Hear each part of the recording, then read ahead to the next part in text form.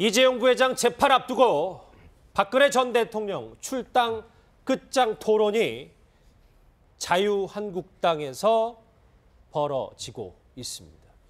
내일이 바로 삼성전자의 이재용 부회장 1심 선고가 있습니다. 운명의 날을 앞둔 이 박근혜 전 대통령을 두고 자유한국당이 방금 전부터 1박 2일 연찬회를 열고 있습니다. 현장 화면이 저희가 준비가 된 것 같은데요. 아직은 이제 정확히 시작을 하지 않았고 저희는 바로 천안입니다. 천안에서 이 국회의원과 자유한국당 당협위원장 연찬회가 시작이 됩니다. 오늘 핵심은 저희 속보로도 짚어본 것처럼 박근혜 전 대통령 출당 등을 논의할 텐데 아마 내일이 이 국정농단 사건과 뗄래야 뗄 수 없는 이재용 부회장의 재판이기 때문에 아마 그것과 많이 연관이 되지 않을까 싶습니다.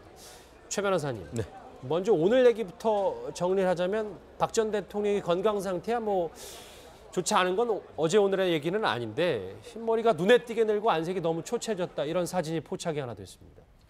그렇습니다. 특히 며칠 전 같은 경우에는 평소 때는 머리를 그래도 단정하게 해가지고 나오는데 머리를 좀 흩어진 그런 상태에서 나오는 그 사진이 있으면서 심경의 변화가 있느냐, 아무튼 그런 부분에 대해서도 어떤 의혹이 제기될 정도의 어떤 한간의 이목을 끌었는데 지금 봤을 때에 이제 서울구치소하고 이것 지금 최순실 씨가 있는 동부구치소 같은 경우에는 머리에 대해서 염색을 하거나 이런 부분에 대해서 허가를 하지 않는다고 합니다. 네. 그 반면에 지난번에 최순실 씨가 종전에 있던 이 서울 남부구치소 같은 경우에는 이 구치소장의 재량으로 6개월에 한 번 정도는 이제 머리를 염색할 수 있도록 그렇게 해줬었는데요. 규정이 좀 다르죠. 그렇죠. 그렇다 보니까 박근혜 전 대통령 입장에서는 설령 전 대통령이라 한다 하더라도 어떤 질서 유지라다 일관성 있는 어떤 그런 행정 차원에서 머리에 대한 염색 같은 것을 허용하지 않다 보니까 저렇게 계속 초췌하고 또 사실 아래 있으면은 며칠만 돼도 머리가 팍싹 휘어지는 케이스도 상당히 많기도 합니다.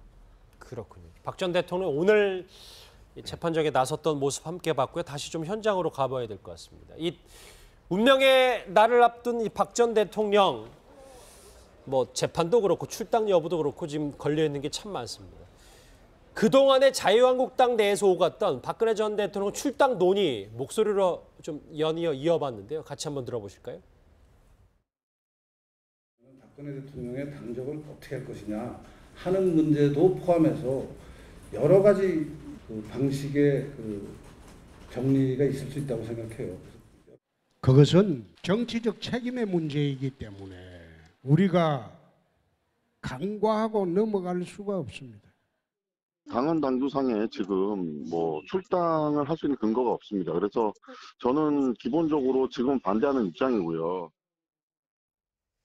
일단 1박 2일 이 문제를 논의한다고 하는데 쉽게 결론이 나지는 않을 것 같아요. 굉장히 첨예하게 좀 대립을 하는 것 같은데요. 그래서 일단 당내에서 일단 박 전 대통령의 출당 문제를 놓고 사실 이제 그 전부터 또 논의가 되어 왔지 않습니까? 근데 이제 홍준표 대표가 사실 그동안 입장이 좀 왔다 갔다 했어요. 처음에는 좀 이제 부관 참시다 이런 이야기도 하다가 이제는 좀 출당이 불가피하다는 쪽으로 좀 방향이 돌아선 것 같아요. 그게 뭐냐면 결국은 이제 박 전 대통령이 이제 10월 달에 선고가 있지 않습니까? 그렇죠. 근데 이제 앞으로 자유한국당이 지금 모든 걸 다 해도 지금 당의 지지도가 별로 안 오르고 있습니다. 네. 더군다나 더군다나 지금 어떤 면에서 보수 야당들이 이제 분열되어 있는 상황에서 뭔가 지금 지방선거를 앞두고 해볼 수 있는 여지가 없어요.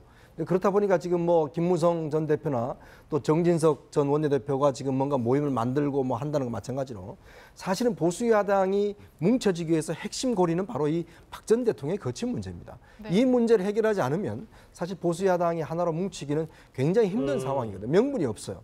왜냐하면 바른정당이 어떤 면에서 보면 자유한국당 합당할 수 있는 명분이 크게 없습니다.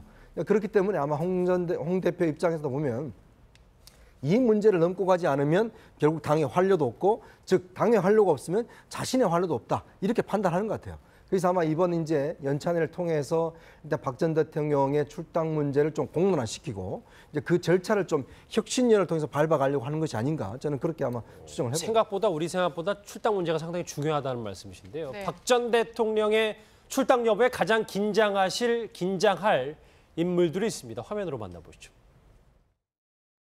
대통령을 억울함을 풀어드리고 대통령을 다시 살리고 저 윤상현은 태국 애국 시민 여러분들과 함께 끝까지 함께하겠습니다. 네, 제 이름 부르지 마십시오. 네, 대통령 지켜주십시오. 탄핵을 기각시키고 대한민국을 지켜낼 수 있는 구호 한번 내실까요? 진실을 보도하라! 출당이 만약에 결정이 되면 저분들이 가만히 있겠습니까? 아니, 그게 아니고 이제 출당 자체가 성사될 가능성이 좀 희박해요. 아, 그래요? 예. 네. 그래서 저는 뭐 절반의 성공 정도에 그치지 않을까. 그리고 홍준표 대표도 그걸 모르지 않다. 그러니까 이 출당 이슈를 제기를 해서 요즘에 뭐 살충제 계란이 논란이긴 한데 일종의 살충제 효과를 좀 노리는 거죠. 자, 그래서 친박계가 자꾸 고개를 드는 그 현상을 조금 이렇게 살충제를 쳐서 좀 이렇게 억제하는 효과를 기대하고 사실은 이 이슈를 던진 거지, 출당을 실제로 이게 실현이 가능할 거다라고 생각하고 던진 카드는 좀 분명히 아닐 거다라고 좀 보고요. 그리고 이것도 출당을 밀어붙이기에도 상당히 부담이 좀 따르는 것이, 어찌됐건 지금 당내 주력군은 그 친박계라는 거죠. 그리고 친박계의 중에 상당수의 지지를 얻지 않고서는 본인이 차기 사실은 이 대권 도전에도 불확실성이 커지기 때문에, 그러니까 오히려 친박계들하고 수면 하에서는 전략적인 공조를 택할 가능성이 높다. 자, 다만 이게 이제 지금 바른정당하고의 합당 문제도 걸려 있고, 예. 또 본인 개인적으로도 좀 친홍계를 내년 지방선거를 계기로 해서 조금 확장을 시켜야 되는 그런 측면이 있기 때문에 그 친박계 제어용으로 저는 이 카드를 지금 던진 게 아닌가. 그래서 뭐 논란은 지금 뭐 좀 되겠으나 실제로 과연 진행이 될까? 전 개인적으로 굉장히 회의론을 지금 많이 가지고 있습니다. 네. 근데 지금 상황에서 보면 약간 말씀 희박하다고는 하셨지만 진짜 진퇴양난인 상황은 맞는 것 같아요. 혹시 출당을 시켰다가 사실 그 골수 친박이라고 하나요? 그런 당원들이 잃게 될 수도 있는 거고, 조금 이러지도 못하고 저러지도 못하는 상황이 아닌가 다시 생각이 들거든요. 그렇죠. 근데 이제 그 친박계 의원들이 그러면 어떻게 움직일 것이냐 이런 네. 부분이 있는데요. 그 가장 큰 논리가 뭘까요? 제가 생각할 때는 살아야죠. 그러니까 언제까지 이 박근혜 전 대통령을 붙들고 앉아가지고 지금 친박계가 생존할 수 있을 거라고 생각할 수는 없을 거예요. 예. 네. 그러니까 적극적인 의원들 몇 명은 나와서 저렇게 목소리를 내겠지만 네. 불만이 있다고 하더라도 지금 적극적으로 목소리를 못 내는 게 현재 친박계의 모습이다. 이런 생각은 드는데, 근데 이게 잠깐 말씀하셨던 것처럼 당의 역학구도 자체를 바꾸는 작업이 되는 것이기 때문에 이 역학구도는 금방 바뀌어지는 게 아니거든요. 그러니까 결국은 박근혜 전 대통령을 출당하게 된다면은 친박계의 급속한 퇴조가 불가피한 현상이 될 것이고, 그러면 친박계 의원들이 오히려 친홍계 의원들한테 밀려나갈 가능성이 있다는 거죠. 이러면 굉장히 심각한 권력 싸움이 일어날 수밖에 없죠. 그렇기 때문에 어떤 방식으로든 박근혜 전 대통령을 출당하는 조치에 대해서 알게 모르게 의원들이 자신의 어떤 이권 문제랑 같이 생각하면서 고민을 할 것이다. 저는 그렇게 생각합니다. 저희 직전 주제가 한명숙 전 총리 얘기였잖아요. 저 박대출 의원이 본인 SNS에 이제 박근혜 전 대통령을 해서 이런 글을 한번 올렸더라고요. 한번 같이 보시죠. 억울한 옥살이라고 마중도 나가고 한명숙 전 총리의 만기 출소에 저쪽 사람들이라고 표현을 하는데, 뭐 이렇게 뭐 제가 다 쭉 읽지는 않겠습니다만 당하고 또 당해도 조용한 쪽, 뭐 어떻게 생각하십니까, 이현정 의원님? 그러니까 좀 박대출 의원 입장에는 부럽다 이런 거겠죠. 이게 이제 가치와 이념을 빼버리면 네. 행태는 똑같습니다, 사실은. 뭐 박 전 대통령이나 한명숙 전 총리나 뭐 어떤 뭐 민주화에 기여했고 산업화에 기여했고 그렇게 따진다고 하면 저쪽은 잘 뭉치는데 왜 우리는 안 뭉치느냐, 이 이야기가 똑같은 거거든요. 네. 사실 박대출 의원 같은 경우는 기자 출신에다가 사실 이제 그 당선될 때 박근혜 전 대통령이 3번씩이나 지역구를 찾아갔습니다. 그래서 정말 지지도가 2%밖에 안 됐는데 그 당선이 됐어요. 그만큼 박 전 대통령이 많이 신경을 써줬거든요. 이제 그런 면에서 본다면, 지금 상황에서 본다면 왜 우리 세력은 저렇게 뭉치지 않느냐, 이제 이걸 한탄하는 건데, 문제는 뭐 상황이 어떻겠습니까? 결국 뭐 권력이라는 것이 잘 뭉치고 힘이 센 사람한테 몰리는 거 뭐 인지상정이지 않겠습니까? 이제 그런 상황이라면 아마 이제 박대출 의원의 심정이 친박들의 심정과 똑같을 겁니다. 또 현실을 또 인정할 수밖에 없고, 이제 그런 문제가 있는데, 사실 이제 홍준표 대표가 이런 상황에서 지금 밀어붙이고 있는 상황 아니겠습니까?